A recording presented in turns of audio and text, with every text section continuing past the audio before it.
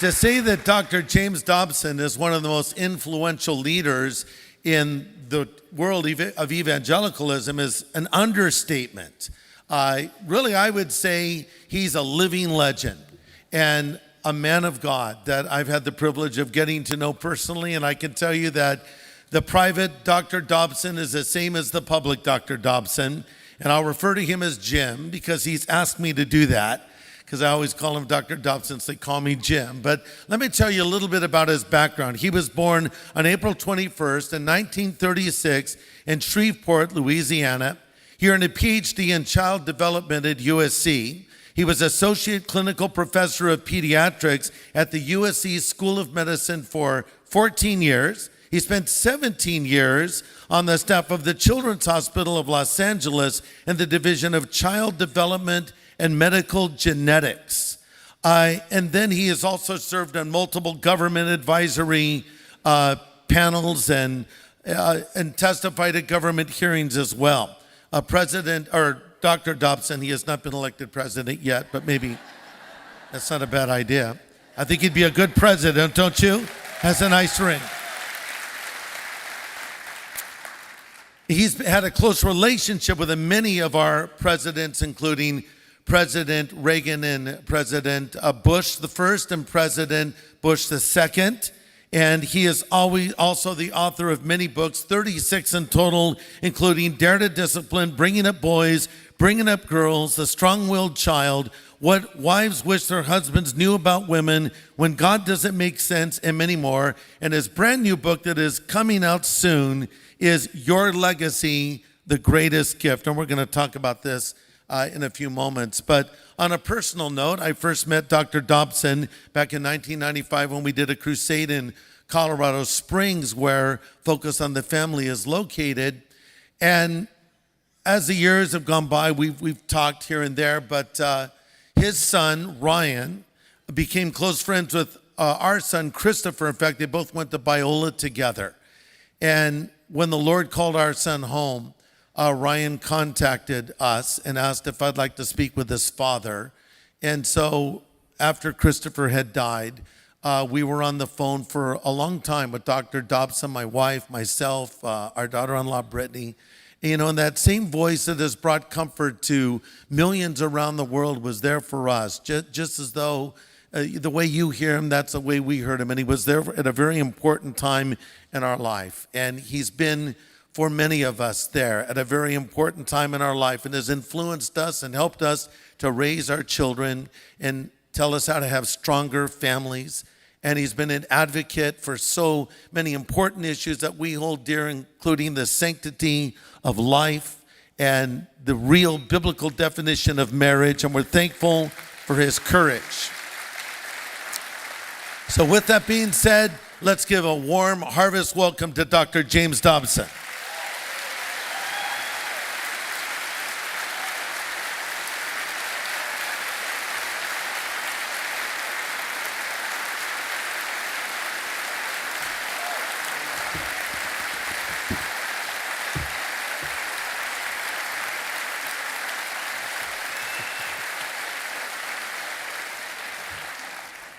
Great crowd. Well, they're excited to see you here. How are you feeling today? I'm feeling fine. By the way, I have not been invited to the Obama White House. Yes. I can tell you. Sorry. I wonder why that would be. I can't figure it out, Well, Jim, and you've told me I can call you Jim, right? Absolutely. How would you feel I started calling you Dr. J? Would you be okay with that? Or? Well, Jim, you're known for your advice and your counsel and your teaching on the subject of the family, but I think people would be very surprised to know about your family, your father and mother, your father, James Sr., your mother, Myrtle, raised you. You were an only child, but your father, a very talented artist and also an itinerant evangelist, so he was gone a lot of the time.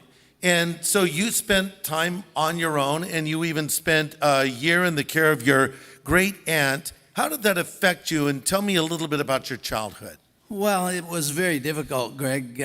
First of all, I was an only child because my mother couldn't have any more children. She had a bone structure that did not allow her to have children. They told her that she should not have any children. And my dad came to my mother and said, "I've been praying about this, and the Lord told me you're going to have a son." Yeah. And They've got a picture of you and your super cool ride there. That is one hot-looking little car. Isn't that neat? That's nice. Yeah. Well, Go ahead. I had a very close family. I don't want to imply that there was any lack of commitment there, but my dad was committed also to evangelism. I mean, that was the passion of his life. And before I got in school, I just traveled with him. Yeah. And then when it was time to go to school, there was not homeschooling at that time. And they didn't know what to do with me because my dad needed my mother. And so I stayed with my great aunt when I was in the first grade and part of the second. And my dad and mom would come back every 6 weeks or so to see me. And it was very difficult. I felt abandoned. Yeah. And my dad saw it. And he came home on one of those occasions and he said, Jimmy is becoming more like his great aunt than he is us, and we cannot do that to him. And so he bought a house. My mother stayed with me till I was out of high school. Right. So he made a sacrifice. He made an unbelievable sacrifice because he was very close to my mother and needed her, but he gave me priority. And when he would come home, then he was mine. Yes. And so we had a very close family. Yeah. Now, there's a book about your life, a biography called Family Man. And in that book, it mentions that your father's greatest passion was winning people to Christ. What is your greatest passion? Well, it's the same passion, Greg, but it is through the family. Mm-hmm. The family is like the red blood cell in the body. Mm-hmm. It carries a globule of oxygen. And the family carries the oxygen of the body, oxygen to the body, having to do with the gospel. And so that is what I'm trying to do, is to use the family, strengthen the family, support the family, and therefore pass on the gospel of Jesus Christ to others. Your father's ministry was not widely known except through your mentioning of him. And one day the Lord spoke to your father. And this is also in your book, or in the book about your life, Family Man. And the Lord spoke to him, and your father was not one to say, the Lord spoke to me all the time. So when he said it, it carried weight. And the Lord spoke to your father, James Sr., and said to him, you're going to reach thousands of people, perhaps millions, from coast to coast and around the world, but it isn't going to be through you. It's going to be through your son. That would be you.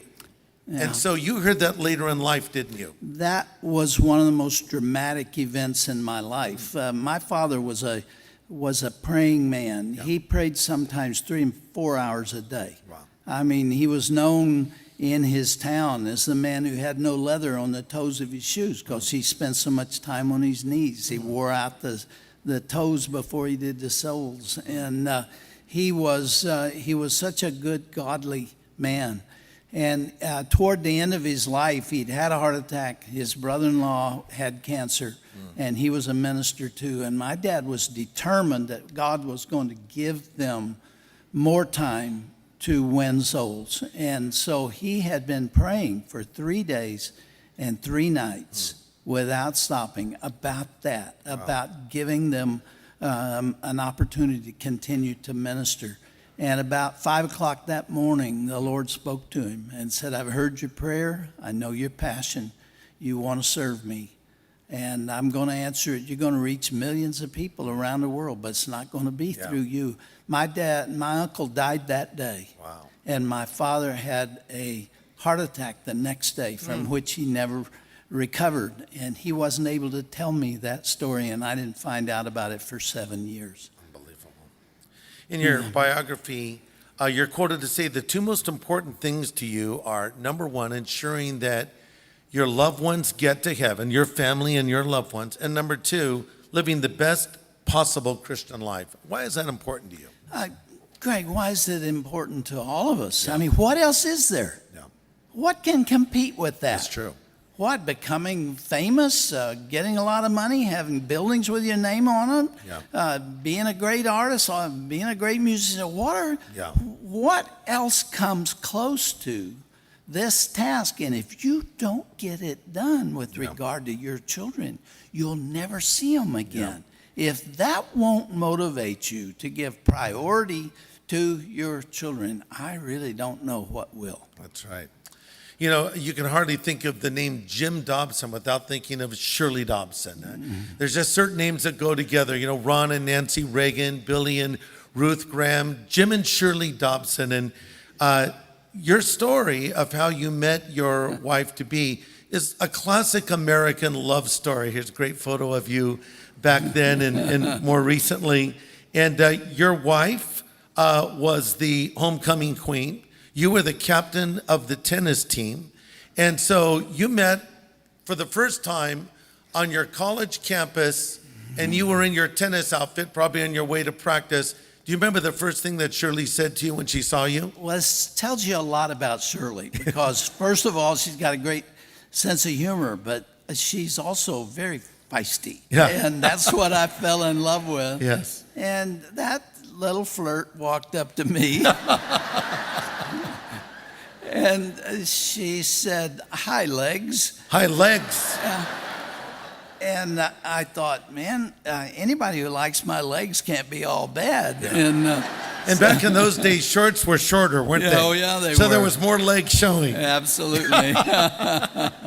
But there was a sequel to that because several days later, I figured I get to know this girl that has come up there and said that to me.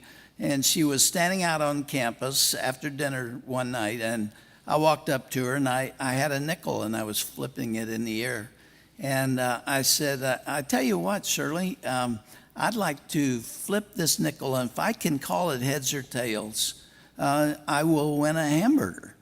And you buy me a hamburger. And she said, well, I'll take you up on that. I mean, it's brilliant. Brilliant. I win both ways. That's true. I get a hamburger or I get a date or both. That's right. Win-win. So I flipped it and I won.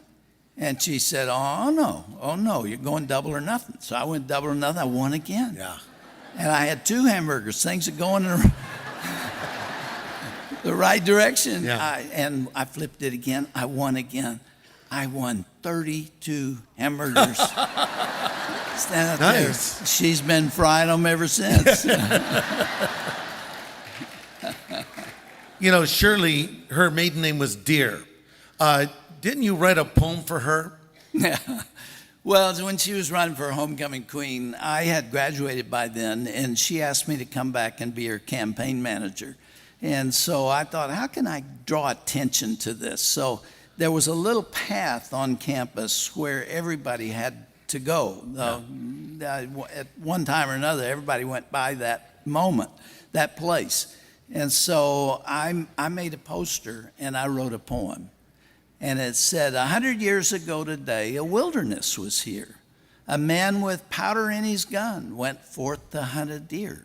But now that things have changed somewhat, a school has been erected, and a deer with powder on her nose goes forth to be elected. Very good. She won. She won. She won. She won because of me. Yeah, because of you. Did, yeah. Now, Jim, Shirley had a rough childhood. Her parents divorced. She was raised in I think her father was an alcoholic.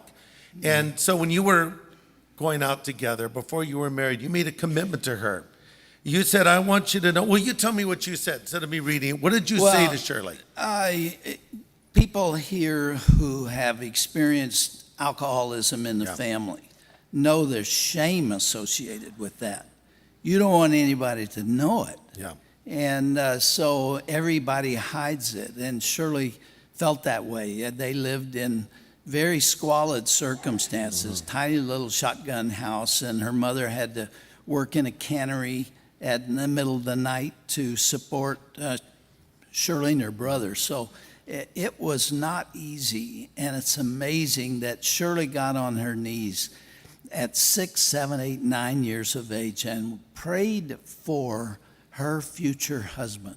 She was praying for me. She didn't know me, and we didn't meet till we were in college, but that little kid was talking to the Lord. She had nothing to give him. She didn't have any money. She had no influence. She had nothing, but he heard her and answered her prayer. So we went together for 3 or 4 months through a summer before I knew that she had had a tough childhood. She had not shared it with me. She's afraid to tell me. Yeah. And one night she said to me, I've really got something that you need to know. And she told me about her childhood. And rather than leaving her, my response was, Shirley, my purpose, if we are to live together and marry and be together the rest of our lives, this came a little later, that I want to make up to you for what you've lost and for what you experienced. Yeah. And that's been sort of a goal of my life, to take care of her and to love her. Is that something that every Christian husband should do, do you think? That's great. I think that's one of the roles Yeah. that God has given to men. It is, in fact, there are 5 elements to it. There is respect. A woman deserves respect, not only the husband for his wife, but for women. Yeah. And to protect. Yes. I wanted to protect Shirley Right. from this pain, and to provide for, Right. and to provide leadership Right. for. I believe that's a godly role. That's right. And to then provide leadership for the rest of the family.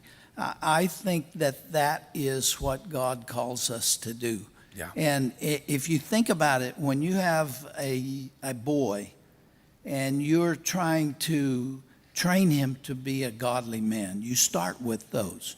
You say, first of all, you take a girl out for a date. You pay that bill. Yeah. This is your responsibility. Right. Yeah, right, ladies? Is this Yeah. yeah. Yes. I thought there would be a standing ovation. It's early still. Disappointed. Yeah. And this may surprise you too. Your job is to protect her, to get her home safely. Yeah. And as a symbol of that, I think the guy should walk on the street side Yeah.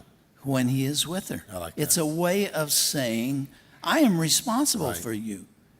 And then, of course, to live a moral and godly life That's right. before her, and to serve her in servant leadership. Right. That if you want to teach a boy to be a man, that's where you start Yeah. with those responsibilities. Well, this passion that you have for the family that started with your own marriage has continued on. Now, you were over there at USC in the School of Medicine, and you had a very productive career and actually started your ministry a bit later in life, didn't you? Because you felt directed, obviously, by the Lord to make this the focus of your life and ministry. Do you remember the name of Dr. Clyde Naramore? Of course. He had a great influence on me. Yeah. And he gave a speech one time and said, if there are promising students out there who would like to go into this field, I will meet with them. Right. And my aunt heard it and told me about it. I went to meet with him. I spent an afternoon with him, and he laid my life out for me. And he said, you're going to need a PhD. And if you do that, don't get married too soon. And he gave me very specific Yeah. advice, and that's what I did. And that's why I came into my professional life a little bit later. But you got married a little sooner than he told you to, though, right? Or no, I was pretty much on target. I followed those rules. You know, the Lord was in that. I just looked back on it. Of course, my mom and dad were praying for me. Yeah. The night that I went over to SC to matriculate and register, I was scared because you're always scared when there was 30,000 students there. And I was standing in this long line waiting to register. And a man that had gone to my college, he was 2 years older than me, had already gotten his PhD and was a professor there. Wow. And he came over to me and he said, now, I not only know you, but I believe in you, and come on up to my office. Took me out of line, up to the office, and said, I will be your advisor. We're going to do this thing together. Wow. I never had any disrespect for my Christian faith at USC. Wow. And he told me every class to take. I mean, it was just amazing what happened there. Yeah. Now, you went on to found Focus on the Family in 1977.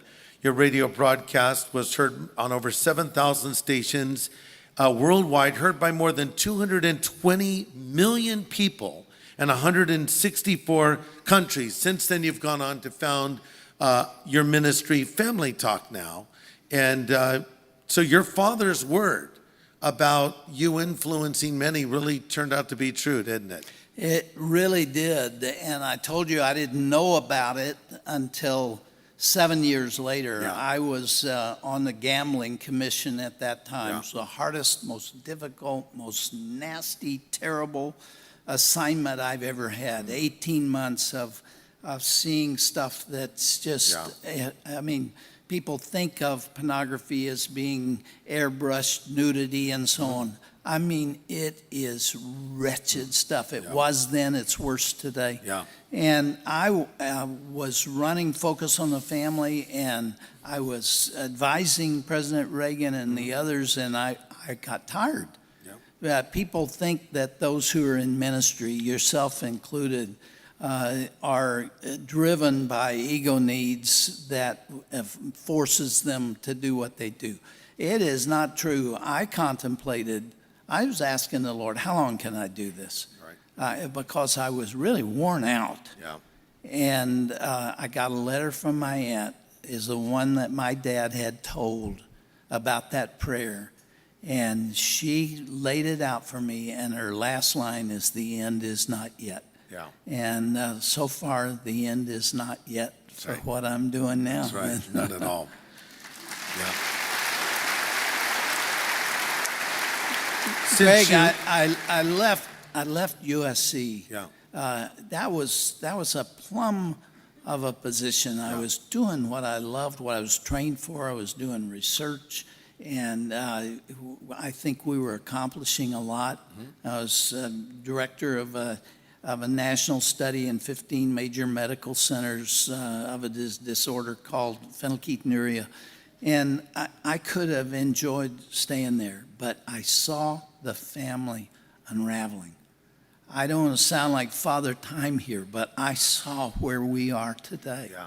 I recognized what abortion was going to mean, and what the assault on the definition of marriage was going to be, and what the attack on righteousness was going to be.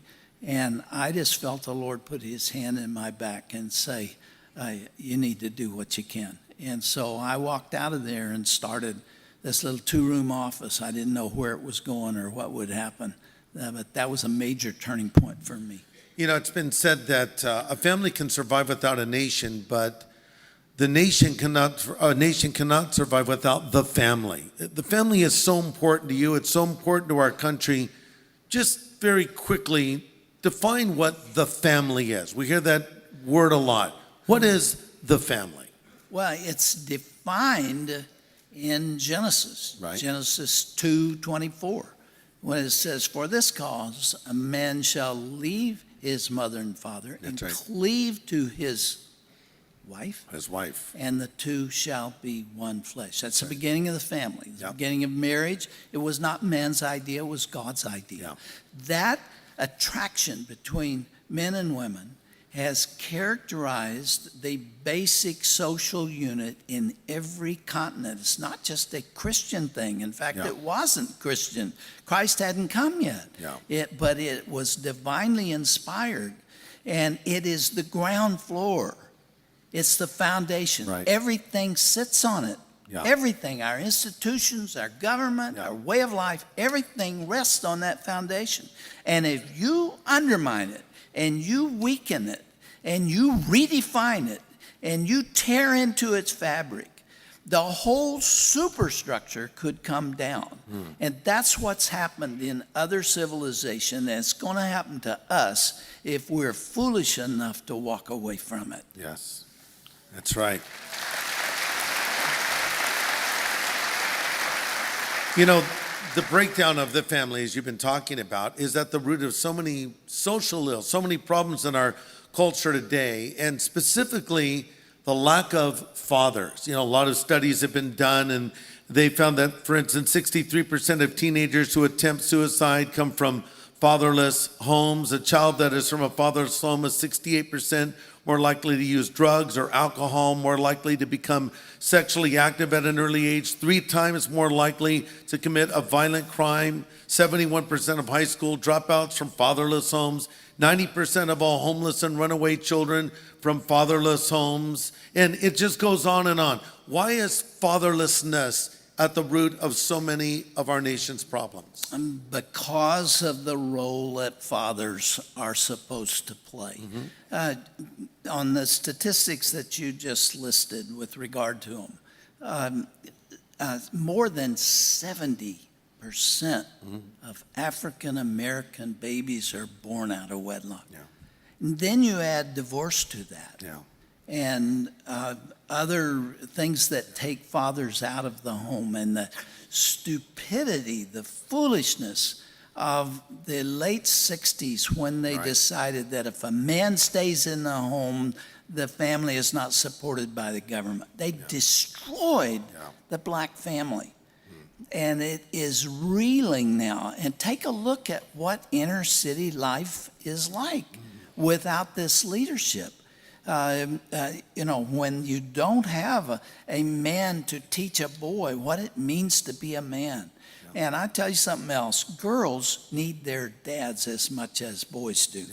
And we're going to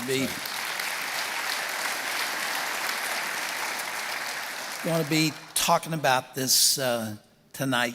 Tonight at 7 o'clock, you're going to talk about what? Bringing up boys. Yes. Bringing up girls is another message, but I want to talk about what it means to teach a boy what it means to be a boy. He doesn't know when he's born.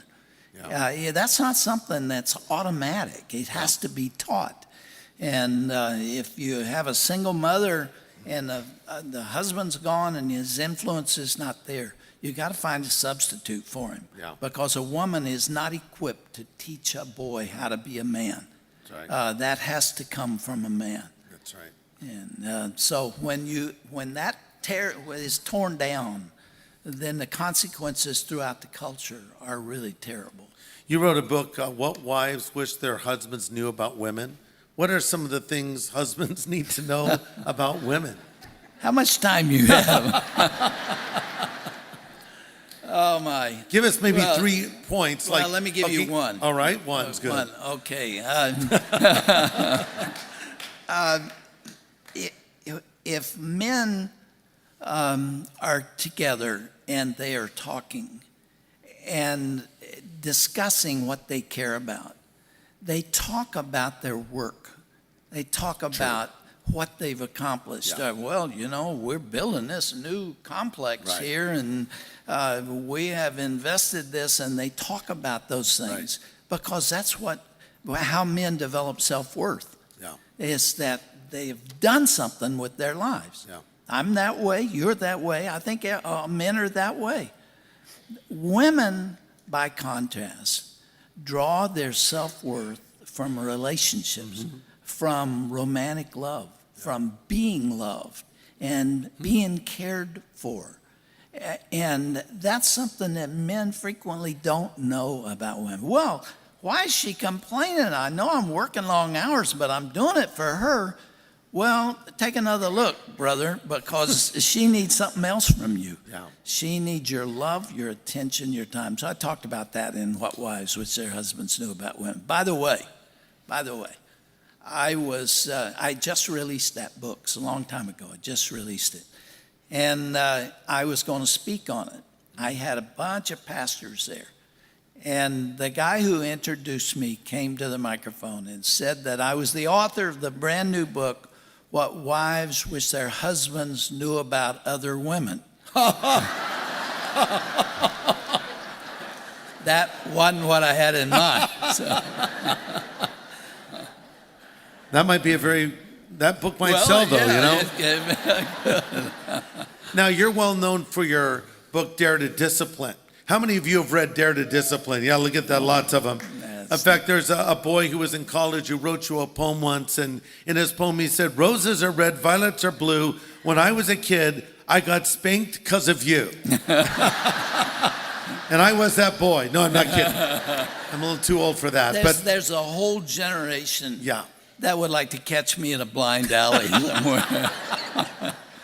So, in this book that you've written about disciplining the children, address that today, because it seems like we're in a time where you don't see a lot of discipline.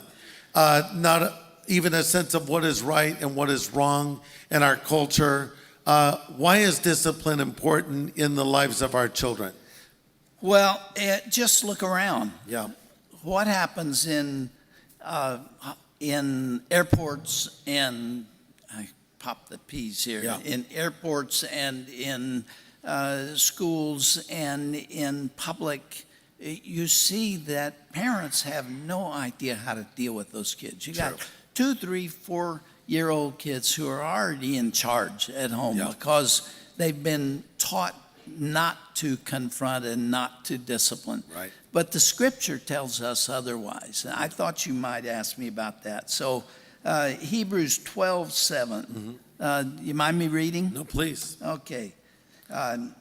It is for discipline that you endure. God deals with you as with sons. For what son is there whom his father did not discipline? That was then, not now. But if you are without discipline, of which all have become partakers, then you are illegitimate children and not sons. There's 3 more verses there that describe the need for discipline. Yeah. A child feels like he doesn't belong. Right. If he challenges the authority at the home and nobody has the courage to confront him or to lead him. He's got sense enough to know that's not right. And you damage a child if you don't take charge. Right. Discipline is necessary. Right. I was raised without a father. My mom was an alcoholic. I had no discipline in my life, and I was... You know what I was talking about a few minutes ago. Well, sure. I know it all from personal experience. And I was a problem in school, but I was sent to military school for a short time. And they applied discipline. And it's funny, I went from being a delinquent to being on the honor roll when I had structure. And as soon as I got out of the structure, I went back to my old ways again. I needed that structure. And I think it's comforting, because as you just read in that scripture, whom the Lord loves, he disciplines. It's not because he hates us, it's because he loves us. And it's a sign that God cares about you to give you that reinforcement of what is right and what is wrong. It finishes that scripture saying it yields the peaceable fruit of righteousness. That's right. Discipline leads to righteousness. Right. In the heyday of the progressive education movement, some of the educators began thinking, John Dewey and others, that they needed to take down the fences that were around the playground. Yeah. Because kids were afraid, or they wanted the freedom. They didn't want to be hemmed in. So they took them down, and the kids huddled around the center of the class. They wanted that protection. They wanted it. Can you imagine riding in a car over Royal Gorge, if you've ever been there in Colorado? And it's scary. It looks like forever below you there. And if those guard rails were not there, you would move toward the center. That's right. Those guardrails bring security. Right. That's what a child wants. Right. We have a little bunny rabbit. My granddaughters have him, and his name is Fuzzy. They named him, and they take him out and play with him. And my granddaughter Allie kind of manhandled him a little bit, girl-handled him, I think you might say, at first. And now she's better with him. And now our grandson, Christopher, he'll sometimes pick Fuzzy up by the head. No, Christopher, support his bottom. And so after they're done playing with this rabbit, when I take him back to his cage, he leaps out of my arms to get in the cage. It's like, let me get in the cage, because when he's in the cage, he's secure, and the bars are keeping the grandkids out, So there's security there, and God has given us absolutes and parameters. They could seem like bars, but we could also think of them as walls to keep evil out and to protect us from evil. Well, my dad would have said, that'll preach.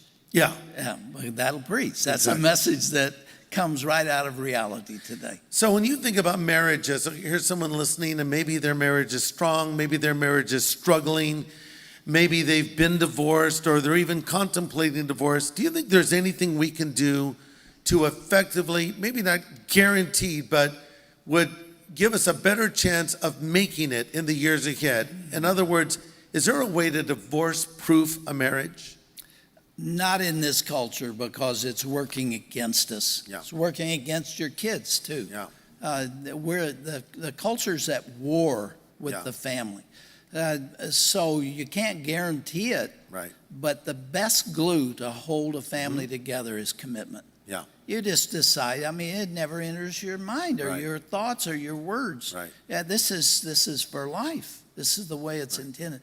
I was fishing with my father-in-law not long ago, and we each had a little rowboat, and we were on a choppy lake, and we were rowing along there together, and then the fish started biting, and our attention was drawn away from staying together, and we wound up with one on the east shore and one on the west shore. And it was the same lake, same wind, Right. same influences, but when we quit rowing, we drifted apart. Yeah. And marriage is like that. Yeah. How do you stay together? Right. You row like crazy Yes.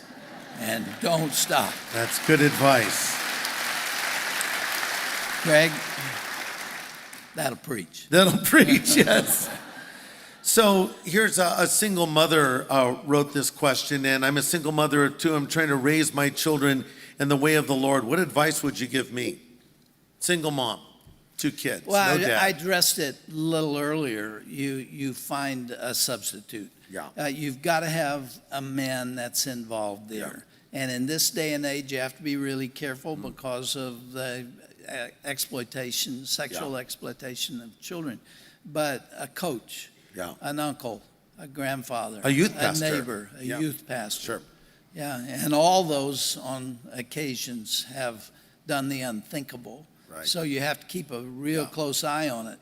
But right. you need somebody, go to a good high school with a straight A student and rent a teenager for, a period of time. Right. To show a boy how to throw a ball and That's right. how to be a boy. When I was being raised, my mom was gone most of the time, so I would go out and get my own food every night at the restaurant. And I always ordered the same thing, a hamburger, french fries, and a vanilla malt. And all my friends envied me because I didn't have to go home at night and eat dinner. I could eat what I wanted, when I wanted. Hamburger, fries, vanilla malt. After doing that for about 6 months, I got tired of it and started going over to my friend's house where there was a mom and a dad and sat down for a family meal because I wanted that structure. So maybe you don't have that structure, but maybe there's another place where that structure can be, because it could be modeled for them to see what a family should be, and even better, what a Christian family should be. The other side of that is that the family that has it together, not perfect, but is really making it work, needs to bring those kids in. That's it. Because they've never seen it. Shirley, when her family was all torn up, was invited by church people over to the house of friends, and was shocked to find out that after breakfast on the Saturday morning, that the father came and prayed with everybody. She had never seen that happen before. It made an impact on her. She said, I want that. Yes. And we need to also do some teaching when we have an opportunity to tell others about him. That's right. So you've been a friend of presidents. President Reagan, President H.W. Bush, President George W. Bush. Tell us a little bit about President Reagan and what it was like to get to know him and spend time in the Oval Office. What's it like to walk for the first time into the Oval Office? It's awe-inspiring because you just think of Lincoln Yeah. and Roosevelt and all the people who lived and worked in that Right. place. And it's dangerous, too, because your eyes spin. And, you know, it was Chuck Colson who said that the lions of the waiting room become the lambs of the Oval Office. Yeah. Once you get in the presence of power, Yes. and you have to be aware that that's happening to you because you can be corrupted very easily. Thankfully, the people I was working with were not there to do that. Right. Ronald Reagan was a great man. I mean, he was a great man.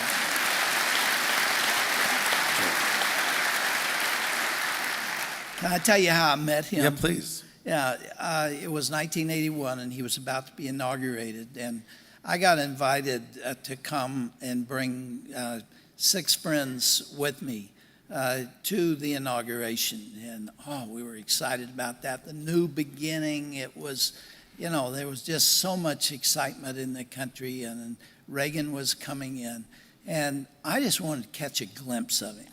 I mean, that's what everybody in Washington was trying to do, to see him go by in a car or something.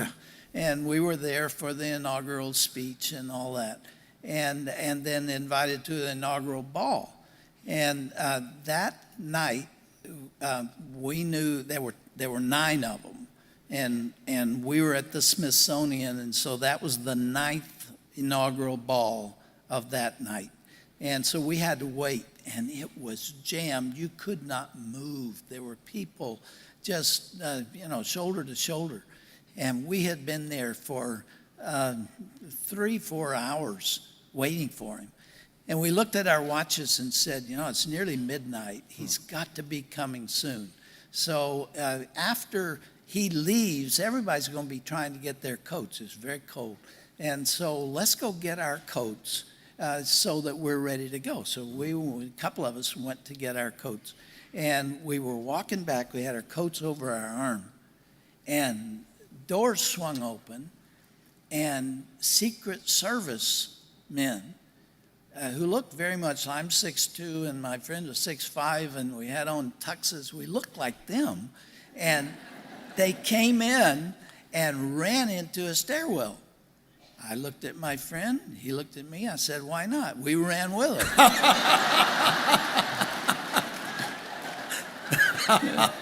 That's funny. And we went up the next step to the 2nd floor and opened the door and walked straight into Ronald Reagan. I was 3 feet away from him. Yeah. And, you know, Secret Service never looks behind. Yeah. They look ahead. They never turn around and see who was following them. That's funny. All right, and we're there, and so they have this cordoned off area of blue uniformed police to the platform where Nancy and Ron Reagan were going to go up and speak and dance. And it was just about 3 foot wide, and then all these sea of people. And they started down that cordoned off area. I looked at my friend, he looked at me, and I said, why not? We walked with him. Oh, my. We followed him 3 feet behind as though we... That is amazing. And everybody thought we were Secret Service. And we walked to the platform, and then they went up, and I looked at my friend, he looked at me, and I said, no. Yes. And so the Secret Service was looking down at us, and all of a sudden they realized we didn't belong there. My. We were right here, and they didn't know what was under those coats. Yeah. And they panicked, and they came running down, pushed me in the back, and said, get out of here, and we decided we should. And we went back, and then he came down and walked right into us. Yeah. And 3 years later, I was sitting beside him in the Oval Office, talking to him about the family. So, When you first came to talk to him, did he say, I thought you were in the Secret Service? You know, I was told that there was a lot of scrambling in the White Yeah. House to figure out who those two guys Exactly. were. Yeah. So your wife has been leading the National Day of Prayer now in Washington, D.C. for how many years?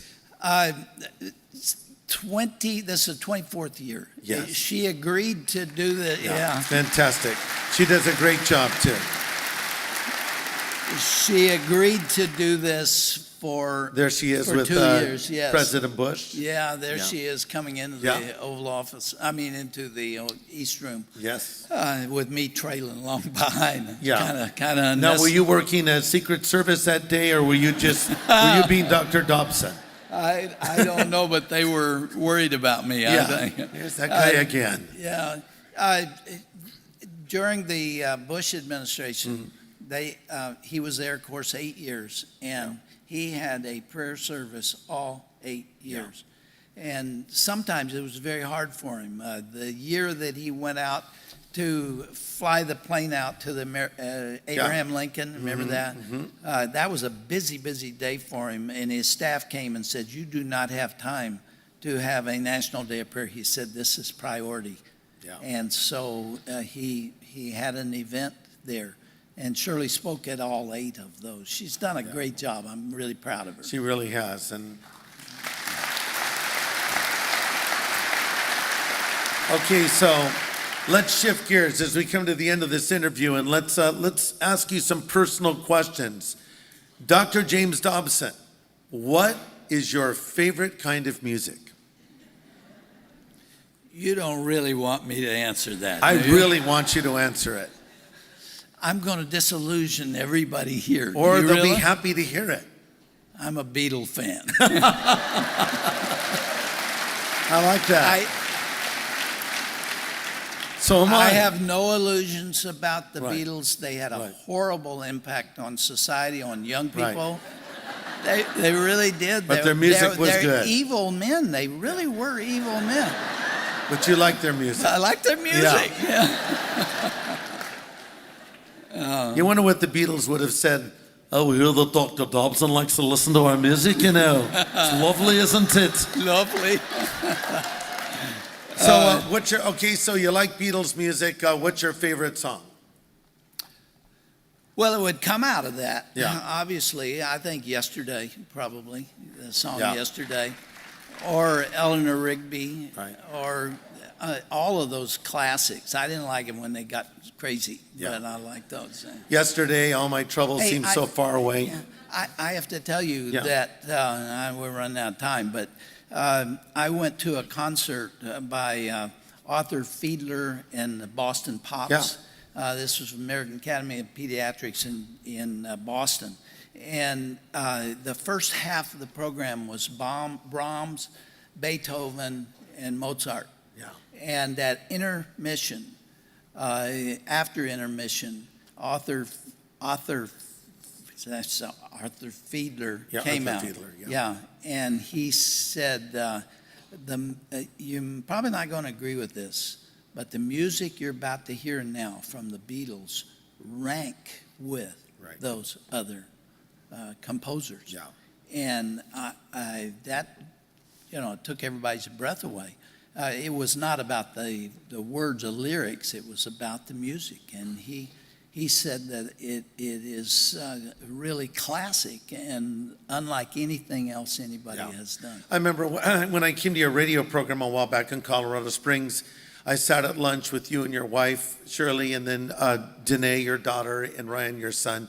And we're having a meal, and we got into this conversation about the Beatles. That's when I first found out you liked them. And then we were talking, you asked the question, do you think the song Lucy in the Sky with Diamonds was about LSD or about a child's drawing that was brought home to John? And we talked about that a little bit, and I just thought, what a surreal conversation. I can't believe I'm talking to James Dobson about this. But kind of shifting gears now, looking back over your life, what has been the greatest regret of your life? There've been some significant ones. Agreeing to come here today? would Yeah, that be- well, I gave that a lot of thought. No, I made a huge mistake one time. I was at Children's Hospital, and a young woman wanted to see me professionally, and she came in, and she had a 2-year-old who had been born out of wedlock. She was struggling as a single mother, and she was pregnant again. And she came to tell me that she was going to abort the baby. Yeah. And I did everything I could to talk her out of that. I gave the whole pro-life message. And she said, no, I've already got one child I can't take care of. I'm not going to have another. And so then she told me, in fact, I have an appointment at one of the hospitals in town. Yeah. Will you take me there? And I drove her there and let her out. And I've had that on my conscience ever since. Yeah. That would rank very high. I'm disappointed with myself. You're very passionate about the pro-life position, about the sanctity of life, about protecting the lives of innocent children still in the womb. I mean, I was conceived out of wedlock. I could have been an abortion statistic. Thankfully, my mom carried me to term. And really, there's no illegitimate children, maybe illegitimate parents, but every child is legitimate in the eyes of God, and God loves them and has a plan for their life, doesn't he? Yeah, absolutely. You know, I was asked to speak this year at the Walk for Life in Washington, D.C., and I met 7 young women there who have an organization. Every one of them was conceived by rape. Oh, wow. Isn't that incredible? We're going to have them on the radio. Wow. That conversation with regard to the young woman I talked to who had an abortion has another, a sequel to that.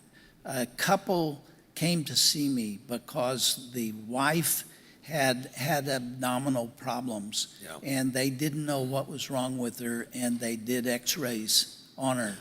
They wouldn't do that today. They would do MRIs or CAT scans, but they did x-rays and found out she was pregnant.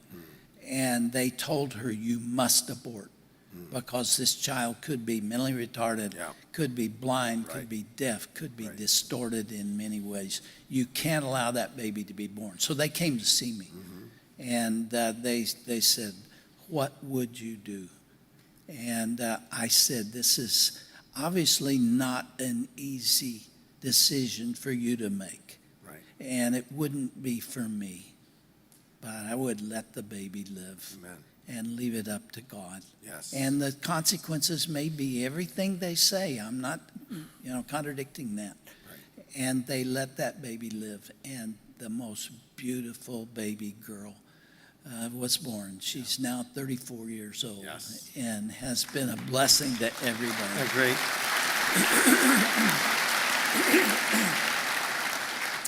Tim Tebow's mother was told to abort her child because she would die if she gave birth to him, and she decided to give birth. And of course, he's a strapping young man, a great quarterback, and even better than that, a committed follower of Jesus Christ. So you never know. Just, do what is right, and let God be God. Let God be God. Yeah.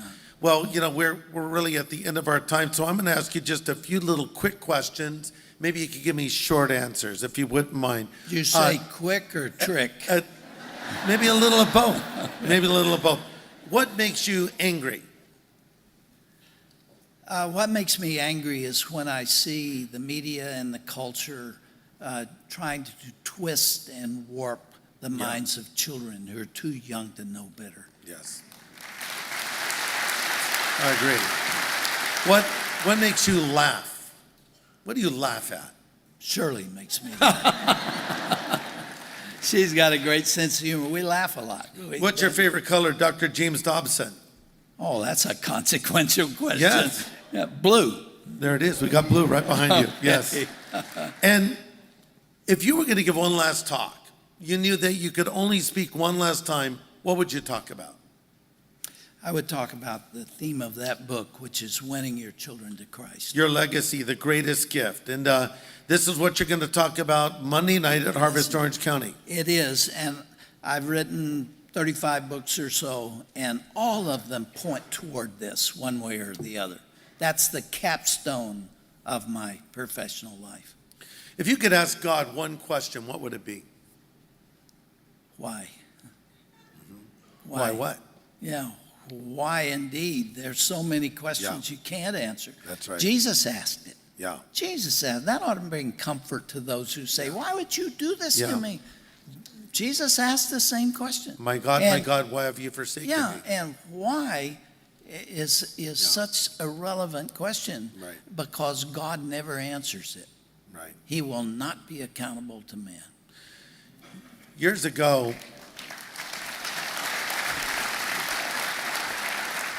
I had the opportunity to have lunch with Billy Graham, and I asked Billy the question, Billy, if an older Billy could speak to a younger Billy, what advice would you give yourself? And Billy said, I would tell myself to preach more on the cross than the blood of Christ, because that's where the power is.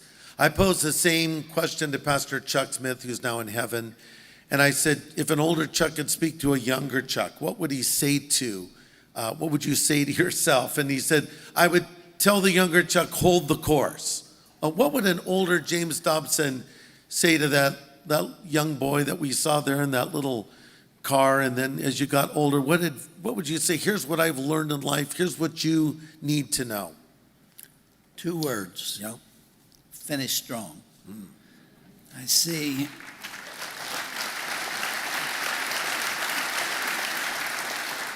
We see the patriarchs of the Bible, Samson, Solomon, Yes. David, so many of them, Hezekiah, Yeah. who lived a godly life Yeah. It's true. and then fell. That's right. And I realize it could still happen to Yeah. me. Finish strong. Yes. It's so true.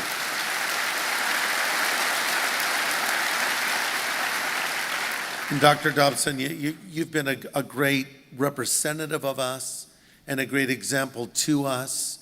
And we want to thank you for your faithfulness to the Lord, your personal integrity, your love for your wife, for your children, and the stand you've made in our culture. You're one of our heroes. And so we want you to know that we love you and appreciate you. I appreciate it.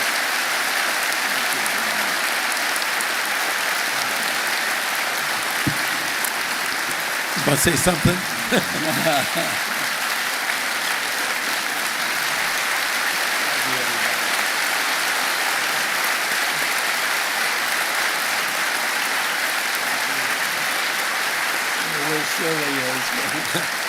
Is Shirley here somewhere? There she is, right there. Why don't you all sit down for a moment, and Shirley, you stay standing. She's there in her beautiful green coat. So let's thank Shirley Dobson.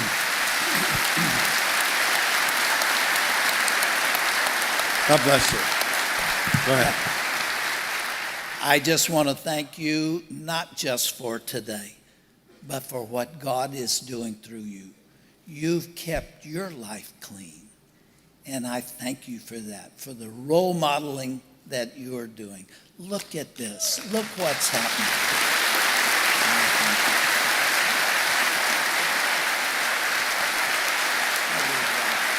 Dr. James Dobson.